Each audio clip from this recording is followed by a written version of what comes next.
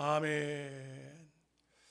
이스라엘 백성들이 가데스 바네아라는 지역에 와서 12명을 한 지파에 한 명씩 뽑아서 가나안 땅을 정탐하고 돌아오라 했습니다.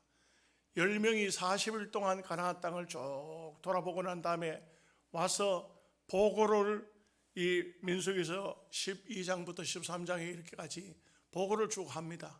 하는데 10명은 한마디로 말해서 그 땅 들어가면 안 됩니다. 우리 다 죽습니다. 그 사람들은 거장이고 우리는 메뚜기와 같습니다.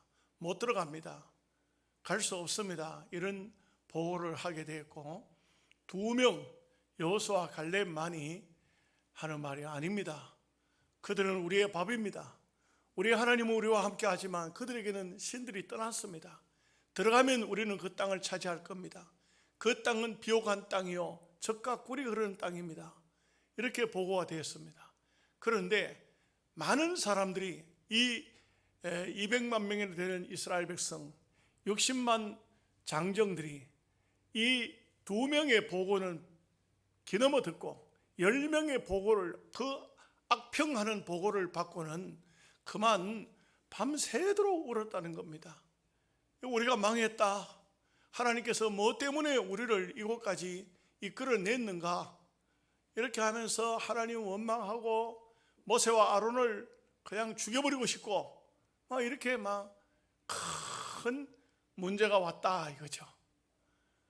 여기에서 오늘 우리는 그 내용을 살피기 전에 사람이 살아가는 데 있어서 정말 가능성을 보고 되는 것을 보고 믿음으로 시작하는 창조적인 사람이라 합니다. 이런 창조적인 소수, 이런 사람이 있느냐 이겁니다. 제가 어느 교회 목사님 사택을 방문했는데 교회가 상당히 큰 교회입니다. 목사님이 뭘 고심하고 들다보고 있어요. 목사님 저 왔습니다 하는데도 좀 기다리라고. 그리고 뭘 그렇게 들다보고 있는지 나중에 한참 들다보고 있다가는 나중에는 접어놓고 저하고 인사를 하고, 그럼 목사님 뭘 그렇게 보셨어요? 하니까 일꾼을 한 사람을 찾아야 되는데 재직 명단을 놓고 여기에 합당한 일꾼을 찾는다고 찾는데 밑으로 읽어봐도 위로 다시 되돌아가면서 읽어봐도 사람이 없네, 그렇게 말하는 거예요. 그래서 내가 아니 목사님 이 큰 교회에 이렇게 많이 모이는 성도들이 있는데 재직들이 있는데 뭐 그리 사람이 없을까요? 그러니까 없어, 사람이 없어, 그렇게 얘기를 하더라고요. 우리 동기 목사님은 교회를 신도시에 개척을 해서 열심히 전도한 결과 한 800명의 교인이 모였어요. 800명이면 굉장히 큰 교회잖아요. 교회당도 잘 짓고. 근데 제가 거기서 깜짝 놀란 게 사모님이 재정부장이라는 거예요. 그래서 내가 아니 뭐 그런 일이 있냐고, 그 교회 안에 교인들이 그렇게 많은데 하니까 하는 말이 아니야, 참 재정을 맡길 사람이 없다는 거예요.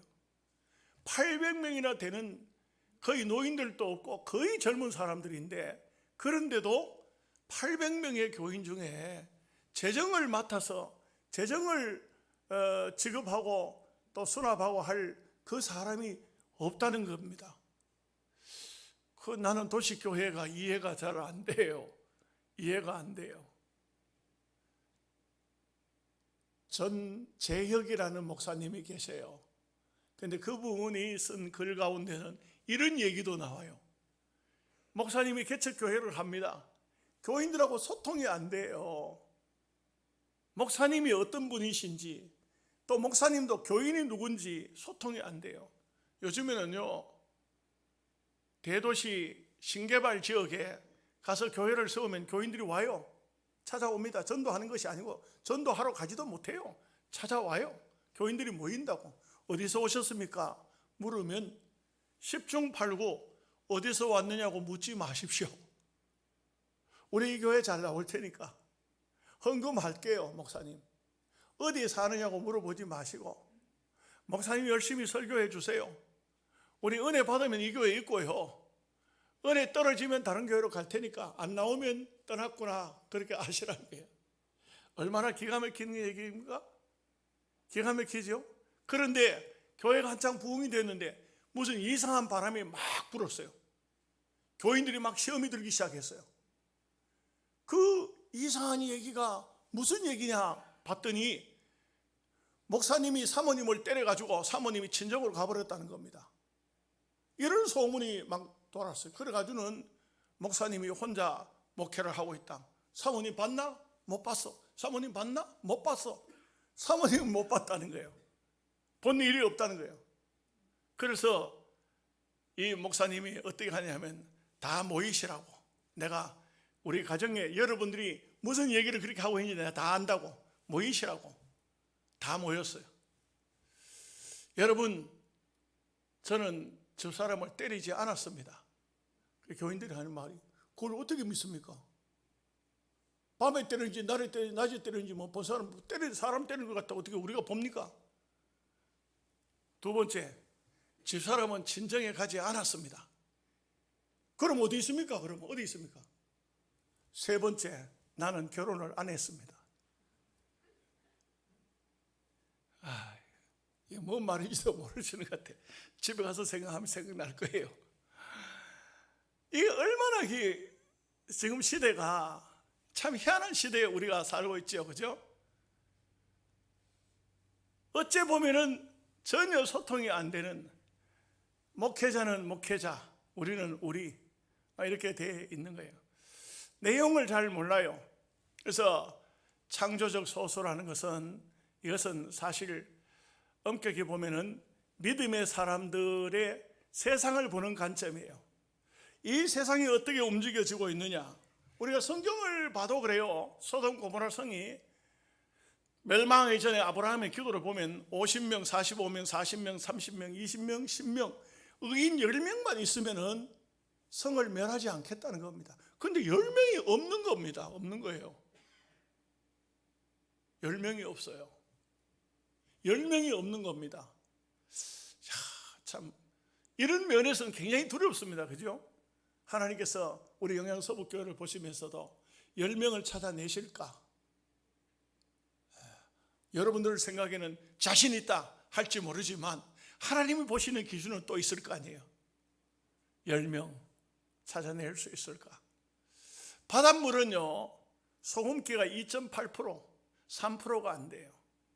그런데 썩지 않습니다. 이 바닷물이 작은 소금기 때문에 썩지 않는 겁니다. 만약에 소금기가 없으면 바다는 썩을 거예요. 그렇지 않습니까? 예레미야서를 보면요, 정말 너무 신기한 정도가 아니고 너무 심각하고 기가 막힌 말씀이 딱 나와요. 어떤 말씀이냐면, 예루살렘 거리에 가봐라. 하나님을 진심으로 찾는 한 사람만 있으면 내가 예루살렘을 멸하지 않겠다. 이게 마지막 종말이 올 때는, 마지막 이제 끝나는 시간이 되면은 의인이 아예 소멸돼 버리고 마는 겁니다. 아예 없는 겁니다. 찾아낼 수가 없습니다. 전혀 없습니다. 의인이 없는 세상. 창조적 소수라 했죠. 소수가 절대요, 소수를 가지고 우습게 생각하면 안 돼요. 우리 하나님의 나라는요, 작은 것을 가지고 얼마든지 하나님은 사용하세요. 벳세다 강야에 5천 군중이 모여서 예수님의 말씀을 들었습니다. 저들이 하루 종일 설교를 들었던 것 같아요. 제자들이 나와서 선생님, 무리를 내보내시면 저 무리들이 지치고 배가 고파서 쓰러질 것 같습니다. 예수님께서 이렇게 말씀을, 너희가 먹을 걸 줘라. 먹을 게 어디 있어야 주지요, 먹을 게. 그런데 안드레는 어린아이 하나 데려와서 보리떡 5개, 물고기 2마리, 이 작은, 여기 보리떡, 아주 큰 보리떡도 아니고 작은 보리떡 5개, 어린아이 도시락 정도 돼요. 물고기 작은 거, 소금에 절인 정어리 같은 거, 이런 것을 2마리 정도. 이거 있는데 이거 가지고 무슨 도움이 되겠습니까? 그러나 주님께서는 당장 그것을 받으신 다음에 사람들을 풀밭에 50명씩 100명씩 앉게 해라. 그리고 그것을 들고 아버지 앞에 기도합니다. 그리고 떼어주시는데 놀라운 일이 생겨지는 겁니다. 이 5천 군중이 다 먹고도 12바구니를 거두게 되는 그런 얘기가 성경에 나옵니다. 작은 것 무시하면 안 됩니다. 하나님은 말씀했잖아요. 이스라엘이여, 적은 무리여, 두려워하지 말라. 내가 너와 함께 합니다. 하나님이 함께 하시면 되는 거죠. 적은 무리라고 해서 우리가 적다, 적어서 안 된다, 이런 말을 할 건 아니에요. 그래서 하나님의 역사 속에는 창조적 소수가 있어야 돼요. 그러면 창조적 소수라는 게 뭘까요? 소수가 그냥 작은 사람만 있으면 되는 겁니까? 아니죠. 이것은 볼 때 첫째는 영성이 있는 소수입니다. 영성이 있는 사람 많이 모여도 엉뚱한 소리하고 엉뚱한 말하고 그런 사람은 암만 모여봤자 소용도 없어요. 예수님은 많은 사람이 예수님을 찾아 나와서 말씀을 들으려고 하죠. 그런데 예수님께서 알고 계세요. 저들이 나를 찾는 것은 떡을 먹고 배부른 까닭이로다. 주님께서는 다 알고 계세요. 뭐 때문에 주님을 찾아 나왔는지 다 알고 계십니다. 여러분, 성경을 자세히 한번 읽어보세요. 산상보훈의 말씀을 하실 때 마태복음 5장, 6장, 7장이 산상보훈입니다. 딱 여러분들이 가서 성경을 한번 체크해보십시오. 제자들이 나온지라 입을 열어 가르쳐 가라사대 심령이 가난한 자는 복이 있나니 천국이 저들의 것입니다. 이렇게 시작합니다. 그 예수님의 팔복 산상보훈은요 너무 엄청나죠. 그런데 그 엄청난 말씀을 무리가 나온지라 입을 열어 가르쳐, 아닙니다. 제자들, 누굽니까? 12명의 제자들, 드디어 군중들이 많이 있어도 아무 말씀도 안 하시다가 제자들이 딱 앞에 나오니까 입을 열어 가르쳐 가라사대 심령이 가난한 자는 복이 있나니 천국이 저들의 것임이라. 이렇게 이제 시작을 하시는 것이죠. 그 주님의 초점은 뭡니까? 항상 하나님의 나라, 주의 백성, 여기에 초점이 맞춰져 있습니다. 주님이 어떤 말씀을 하셨든 간에, 주님이 무언가 말씀을 하시든지 비유를 하시든지 어떤 기적을 베푸시든지 거기에는 하나님 나라가 들어가 있습니다. 하나님 나라가 들어가, 이거는 뭘 말하는? 영성이 들어가 있는 겁니다. 영적인 것이 들어가 있습니다. 여러분, 사람들 중에 말할 때 보면은 순전히 육신적인 말을 하는 사람이 있어요. 죄송한 얘기지만 요즘 코로나 시대 아닙니까? 이렇지 않아도 우리 믿음의 사람들이라도, 더 엄격히 말하면 주의 종들이라도 모이면은 어떤 것이 주제가 되느냐, 그렇죠? 중요하지요? 모여서 무슨 얘기를 하든지 어떤 대화를 하든지 뭐든 간에 이 내용 골자가 뭐냐, 여기에 과연 영적인 문제를 다루고 있느냐, 아니면은 참 동남아에 놀러 가니까 먹을 것도 많고 쉴만한 장소도 있고, 어디 가봤나? 그 관광지야 굉장히 좋아. 아주 휴양지로서는 그거보다 더 끝내주는 데가 없어. 이게 이렇게 된다고 할 것 같으면은 참 답답하죠. 그렇습니다. 우리가 신앙인이라면 어느 장소에서 무엇을 하든지 간에 거기에는 영적인 것이 포함이 되어지지 않으면 안 됩니다. 신앙인에게 있어서 믿음의 세계를 볼 수가 있느냐? 이것이죠. 항상 어느 장소에 가든 간에 내가 여기서 어떤 영향력을 미칠 것인가, 무슨 말을 할 것인가, 저 불신자 앞에 내가 무엇을 보여줄 것인가, 어떤 말을 해야 될 것인가, 내가 오늘 많은 사람을 만났는데 그 장소에서 어떤 모습으로 나타나야 될까. 영의 사람은 고린도전서 오늘 우리가 배우고 있는데 새벽 시간에 영의 말을 합니다. 영의 생각을 합니다. 그리고 언제든지 생각하는 것이 하나님의 마음입니다. 성령을 받은 사람은. 그렇지 않으면 우리는 하나님의 사람이라고 하기가 어렵습니다. 누가복음 2장 40절 말씀에 아기가 자라며 강하여지고 지혜가 충만하여 하나님의 은혜가 그 위에 있더라. 예수님의 성장을 의사 누가가 기록을 할 때 그것을 이렇게 기록했어요. 자라면서 지혜가 충만하고 하나님의 은혜가 그 위에 있더라. 여러분, 어쩌면은 오늘 우리 신앙인에게 있어서 제가 여러분을 봐도, 여러분이 저를 봐도 하나님의 은혜가 그 위에 있습니다. 그분을 보니까 은혜가 있어요. 그분을 보니까 하나님의 지혜가 있습니다. 그 사람은 성령 받은 사람 같아요. 이런 모습이 보여져야 합니다. 사도행전 6장 5절에 보면 믿음과 성령이 충만한 사람 스데반과 또 빌립과 브루고로와 이렇게 시작합니다. 일곱 주사를 세우는 사람이죠. 일곱 주사를 세우는 사람이 그 조건이 뭐냐면 믿음이 있고 성령이 있더라.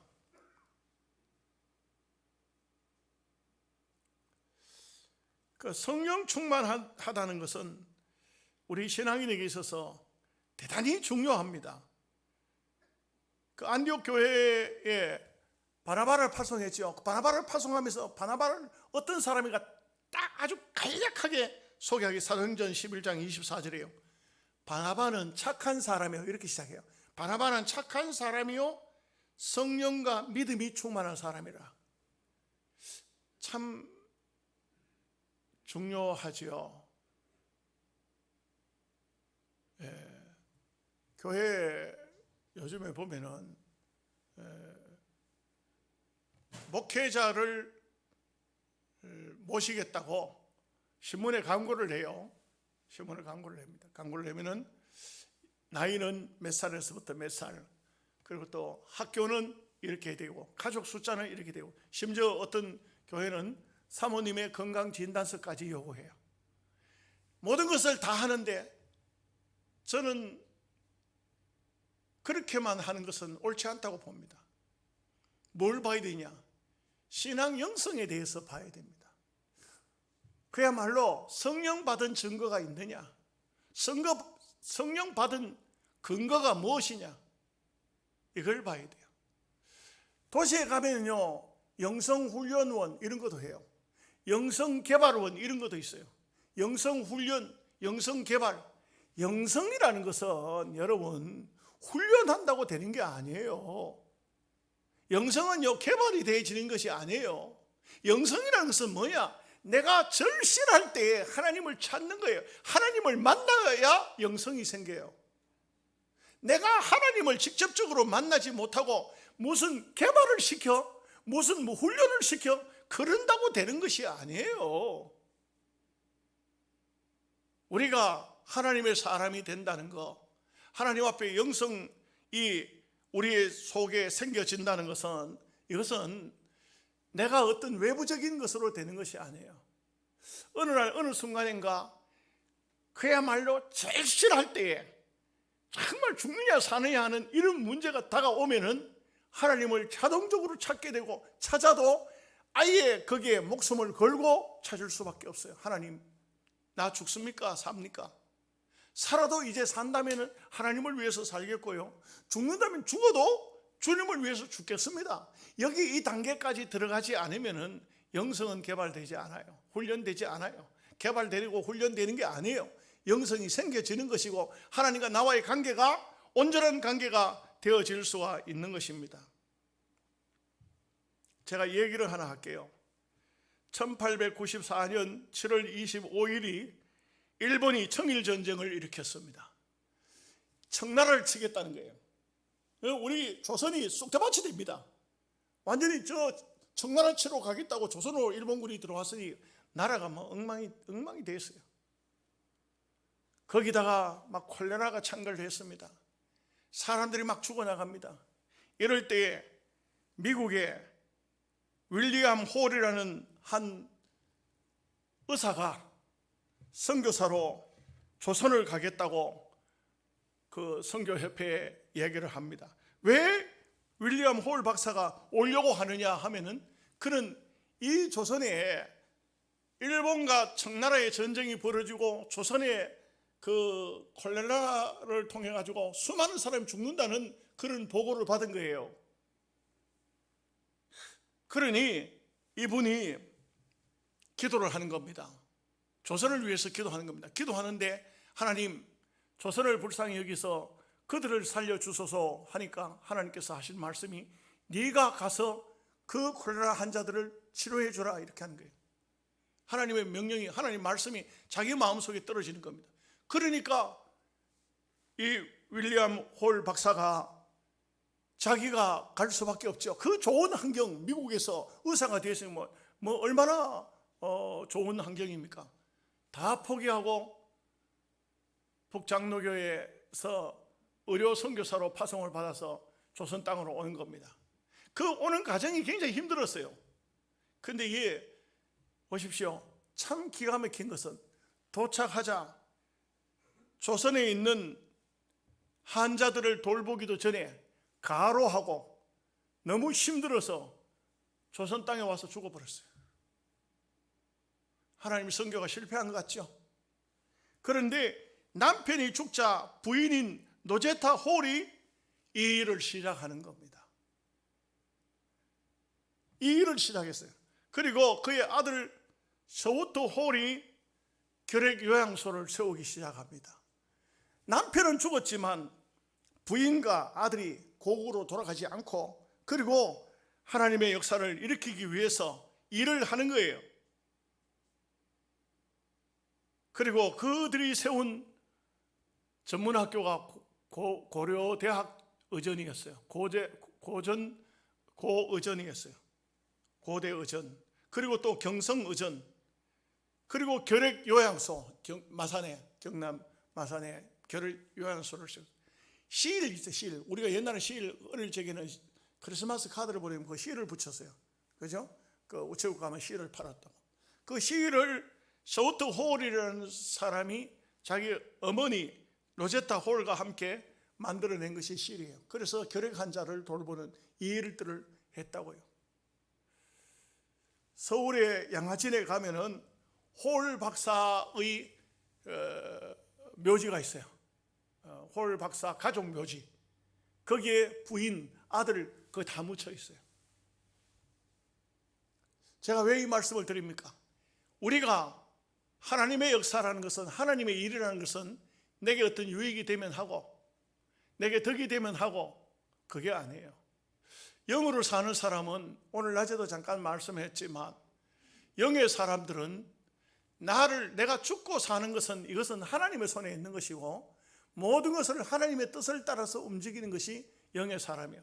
이런 정말 하나님의 뜻을 찾고 하나님의 뜻을 알고 하나님의 뜻대로 하겠다고 하는 이런 영역을 갖춘, 성령 충만 받은 이런 영성이 있는 사람이 소수만 있어도 그 소수를 통해서 구심점을 이루어 영의 나라를 이루어 나간다는 말씀인 것이죠.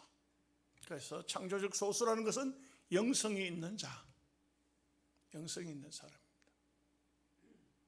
두 번째는 창조적 소수 중에도 담대한 신앙을 가진 자가 바로 창조적 소수의, 오늘 여호수아 갈렙 같은 사람을 말하고 있습니다.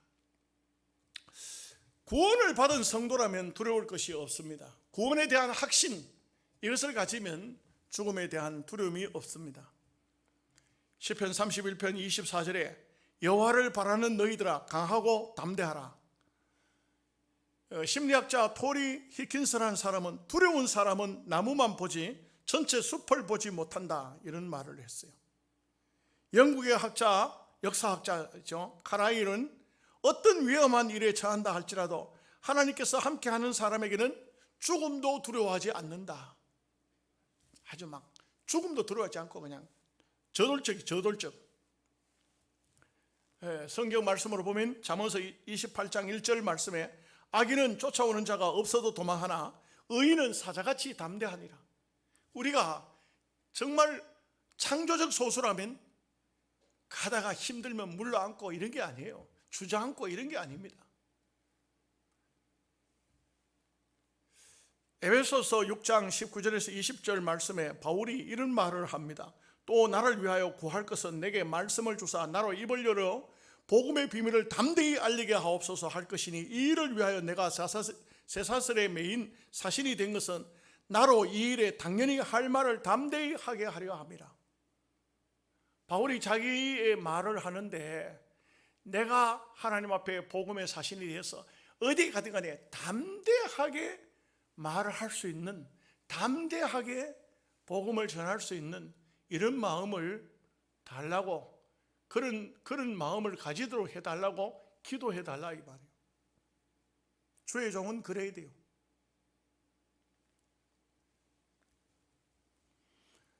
오늘같이 우리가 평화로운 시대에는 많이 있지 않았습니다. 참 우리는 이런 좋은 평화로운 시대에 참 어찌 보면은 너무 나약해가지고 신앙인이 신앙인의 삶을 잘 살지를 못하는 그런 경우가 없지 않아 있습니다. 담대한 삶을 살아야 되는데 어떤 담대함입니까? 복음에 대한 담대함을 가져야 됩니다.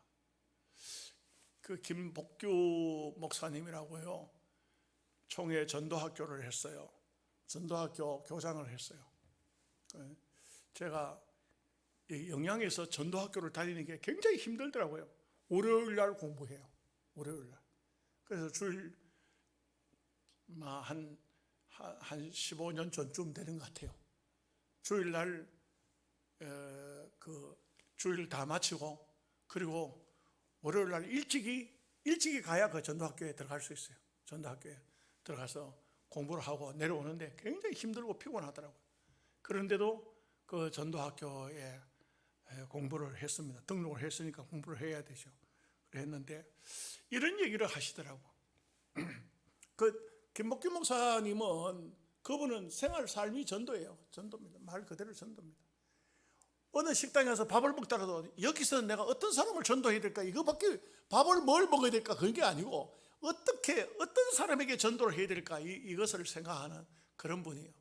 그 남양군도에 자기 교회 선교사를 자기 교회에서 파송을 한 거예요. 남양군도에 했는데 남양군도라는 곳을 가서 보고가 들어오는데 어떠냐면, 얘가 여기는 목사님 여기는 들어와 보니까 전도할 곳이 못 되는 것 같습니다. 선교사는 누가 있느냐? 영국 선교사도 있고 미국의 선교사도 있는데 이 선교사들이 선교를 하려고 왔는지 놀러 왔는지 그렇게 있고, 이 사람들이, 원주민들은 복음을 전혀 받아들이지 않습니다. 전도가 안 됩니다. 그래도 김복규 목사님은 찾아봐라. 그 전도의 대상자를 찾고 그 사람들을 어떻게든 간에 전도하도록 한번 애써봐라. 그리고 이 선교사가 그 지역의 주민들을 위해서 막 여러 가지 일을 많이 했어요.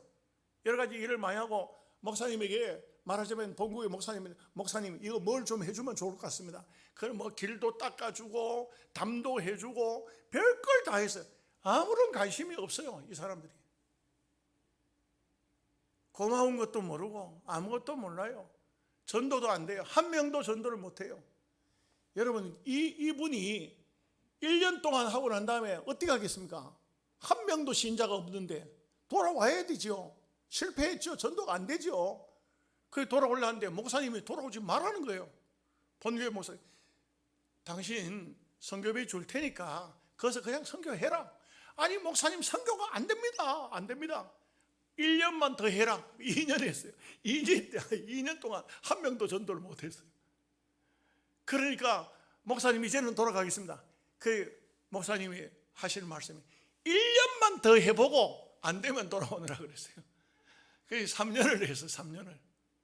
3년을 했는데 기가 막히게도 원주민은 한 명도 전도를 못했어요.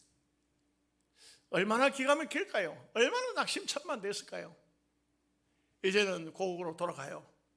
자기가 마지막으로 동네를 이렇게 한 바퀴 쭉 도는데, 그런데 우리 옛날 시골집에 가면 쌀이대문 해놓잖아요. 쌀이대문.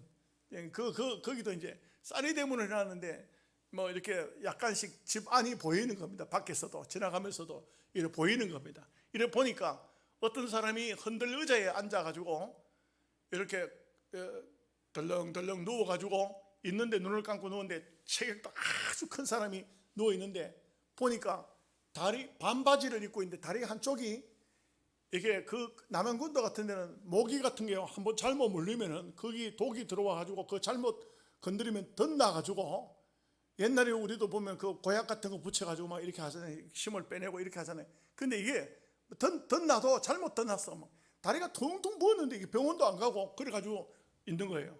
그러니까 그 쌀이 대문 앞에 서 가지고 보시오 당신 그 다리 그러다가 그 다리 잘라야 된다고 병원에 왜 안 가느냐 하는 말이, 이 병원도 멀고 막 그냥 이렇게 조약을 발라놓고 그냥 기다리고 있다고, 낫도록 기다리고 있다. 당신 그래 가지고 안 된다고, 그거 못 고친다고, 그러면 안 된다고. 이 선교사는 선교사로 떠나기 전에 약간의 그 어떤 훈련을 받고 떠나거든요. 의료에 대한 훈련도 약간 받고 떠납니다. 내가 당신 다리를 치료해 주면 안 되겠냐 했겠네.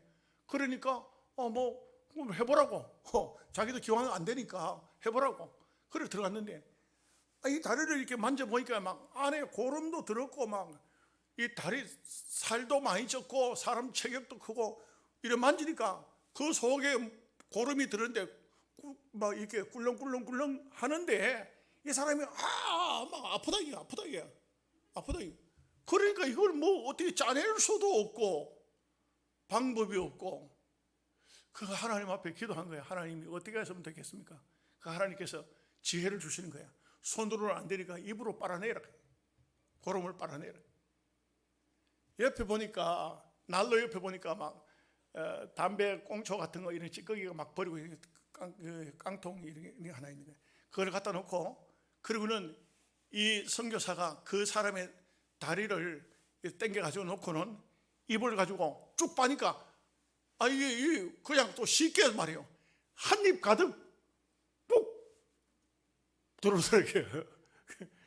그런데 이 깡통이 뱉고 다시 또 뱉고, 가지고 있던 약을, 소독약을 가지고 밖에 발라가지고 이렇게 붕대를 감아놓고 내일 다시 오겠다고 그렇게 하고는 돌아왔다는 거예요. 돌아와가지고는 막 난리가 났다는 거예요. 막 양치질하고 막 토하고 막 입에 한 입 가득 들어온 게 뭐예요? 피고름이지. 그러니 얼마나 암만 선교사라고 해도 사람 아니겠어요? 막 그제서야 막 밥도 못 먹고 막 죽겠는 거야. 막 그렇게 하고 난 다음에 그 이튿날 다시 또 약을 가지고 갔어요. 가서 이제 항생제도 좀 주고, 그리고 그 치료를 해주는 겁니다. 다시 또 입으로 고름을 빨아내고. 그래. 일주일 딱 하고 나니까, 이게 일주일 만에 그 항생제도 먹고 매일같이 고름을 빨아내고 소독을 하고 하니까 살이 꾸덕꾸덕해지기 시작하는 거예요. 낫기 시작하는 거예요. 이래 보니까 새살이 돋아서 나오고 있는 거예요. 사는 거예요. 다리를 안 잘라도 되는 거예요. 참 놀랍죠? 신기하죠? 그러니까 이 원주민이 하는 말이, 당신이 누구냐? 나는 여기에 선교하러 왔던 선교사인데, 이제 선교를 했는데 3년 동안이나 당신네들을 전도를 하려고 했지만 아무도 전도하지 못했다. 그래서 이제는 본국으로 돌아가려고 한다. 이제 곧 멀지 않아서 며칠 안에 본국으로 떠난다. 그러니까 이 사람이 하는 말이, 그러냐? 어떻게, 당신네들은 어떻게 하나님을 찾고 어떻게 예배하느냐 물어보는 거야. 이렇게 해가지고 주일날이면 예배를 드린다. 예배당은 어디냐? 저 언덕 위에 저 안에, 그것이 바로 예배당이다. 다 듣더니 알았다고. 주일이 됐어요. 이제 이 주일 예배를 드리면 이제 그 다음에는 짐을 싸서 본국으로 돌아가는 거예요. 주일이 됐어요. 사택은 따로 있었던가 봐요. 교회를, 이 선교사가 차를 몰고 교회당 마당에 오니까 마당에 웬 사람들이 막 웅성웅성하는 거야. 뭐 엄청나게 많은 사람이 와 있는 거야. 이 웬 사람들이 이렇게 많나?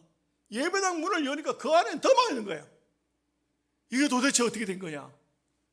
너무 놀래가지고 예수님이 재림하실라 하나 보니까 그 뚱뚱한 그 사람이 붕대를 감은 채로 제일 앞자리에 있다가 마치 장로가 목사 들어오니까 인사하는 것처럼 떡 일어나더니만, 목사님 얼른 오세요.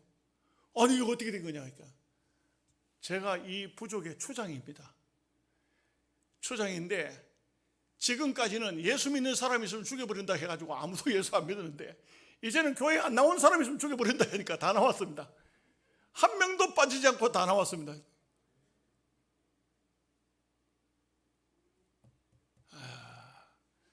우리는 참 별로 큰 관심도 없는 것 같아요. 그렇습니다. 여러분, 우리가 담대하게 복음을 전하는 사람이 바로 하나님의 뜻을 전하는 사람이, 영적인 세계를 바르게 전달해 줄 수 있는 사람이 창조적 소수 속에 들어가는 것입니다. 한 가지 더 말씀드릴 것은 위기가 올 때도 소망을 전할 수 있는 사람이 되어야 됩니다. 우리가 사는 이 시기는 종말을 눈앞에 두고 있습니다. 다 눈앞에 종말이 있다는 것은 우리가 다 알고 있는 사실입니다. 참 모세와 아론, 여호수아 갈렙, 이 작은 숫자지만 이런 위기가 와도 결코 물러서지 않습니다. 하나님을 향해서 기도합니다. 엎드렸습니다. 하나님의 뜻을 찾습니다. 여러분, 우리가 알아야 될 것은 우리 인간의 삶이, 인간의 생각이 끝이 나면 하나님의 생각이 나는 것입니다. 하나님께서는 이 백성을 40년 동안 훈련을 시켜서 가나안 땅에 넣어야 되겠다는 그런 작정을 하시게 된 것이죠. 자, 시간이 많이 가니까 결론을 맺어봅시다. 창조적 소수라는 것은 언제든지 어떤 무리 속에 이 창조적 소수가 있느냐 없느냐, 반대로 뒤집어 놓으면 부정적인 소수가 있느냐 아니면 창조적인 소수가 있느냐. 부정적인 소수가 있으면 그 해는 완전히 망가질 수밖에 없어요. 굉장히 두려운 것입니다. 오늘 우리는 창조적 소수 속에 속하시기를 바랍니다. 어떤 위급한 상황이 와도, 어떤 상황이 와도 하나님을 찾을 수 있는, 하나님의 뜻을 바라볼 수 있는, 그리고 믿음으로 말하고 믿음으로 전진하고 믿음으로 담대함을 가질 수 있는 여러분 되시기를 주님의 이름으로 축복합니다. 아멘. 기도하겠습니다.